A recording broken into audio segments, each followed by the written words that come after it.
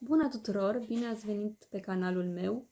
Așa cum deja v-am obișnuit, o să încercăm un nou produs. În cazul în care auziți cumva ceva pe fundal, să știți că este Rareș, care încearcă să facă pași cu antemergătorul sau să apese câteva butoane la pian.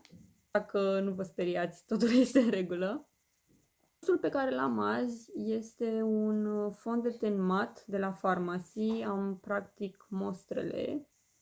În general, recomand să testați produsele înainte de a le cumpăra pentru a vedea exact dacă sunt în regulă pentru voi și mai ales atunci când este vorba de fond de ten trebuie să vedeți exact ce culoare este ok, pentru că apoi să nu aveți diferența foarte mare între ten și restul corpului. Haideți să-l desfacem să vedem exact cum facem. O să încep de la nuanța cea mai deschisă. Ok. Să desfacem pliculețul să vedem cum anume este. Prima dată o să-mi aplic puțin pe antebraț. Deci textura este una foarte lichidă. Aceasta este nuanța cea mai deschisă și da, chiar este foarte deschisă. Ok. Se aplică foarte ușor. Ceea ce pot vedea încă de la început este că este un fond de ten cu o acoperire foarte mare. Okay. Deci mie practic nu mi se mai văd venele aici, unde am acoperit. Așa acoperire mare are.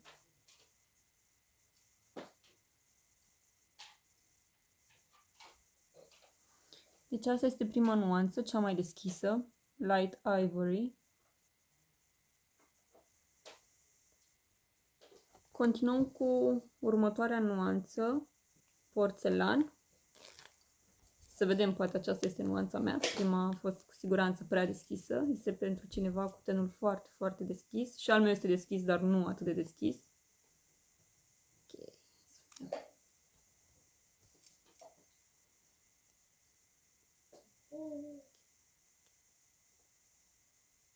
Trebuie să puneți foarte, foarte puțin, pentru că gradul de acoperire este foarte mare. Eu am pus o picătură. Prima dată am pus foarte mult. Okay. Masăm ca să intre în piele. Să vedem. Da, are o textură foarte fină. E foarte mătusoasă. Și mirosul este unul foarte subtil. Nu miroase a alcool sau a parfum pregnant.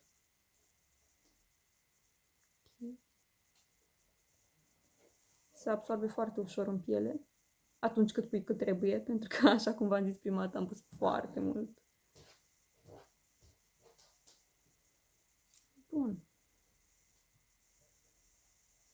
Știu, aproape nu se vede. Asta este prima nuanță, foarte deschisă, numărul 1, iar acesta este numărul 2, exact lângă. Da. Ce mai departe, la numărul 3,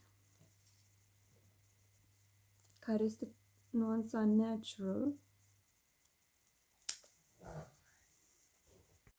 Bun, am revenit. Între timp a trebuit să mă opresc, deoarece Rareș dorea să ronțe cablul de la monitorul lui video. Cei cu copilaj așa amititei știți deja despre ce vorbesc.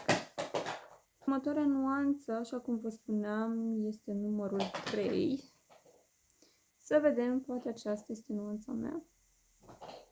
Și aplicăm foarte, foarte puțin, da? Foarte puțin. Ok. O să aplic un deget curat. Aceasta este nuanța numărul 3. Deci clar se vede diferența între numărul 1, numărul 2 și numărul 3. Să continuăm cu numărul 4.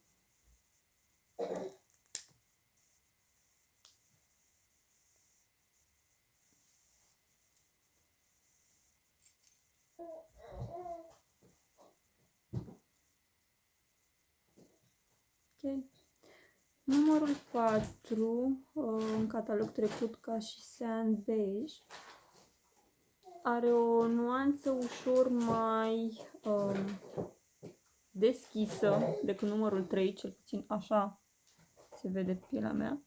Deci aceasta este numărul 3 și aceasta este numărul 4. Aș putea spune cu ușurință că aceasta este nuanța mea din momentul de față, numărul 4. Așa arată pe mână cele 4 nuanțe. Haideți să vedem cât de ușor se ia. Da.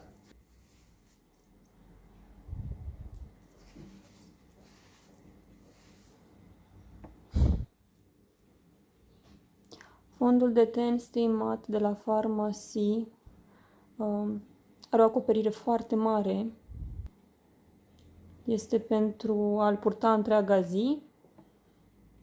Complexul său cu minerale, este testat dermatologic, nu conține gluten. Este un produs vegan și îți controlează excesul de sebum încât finish-ul să rămână mat și după mai multe ore de purtare.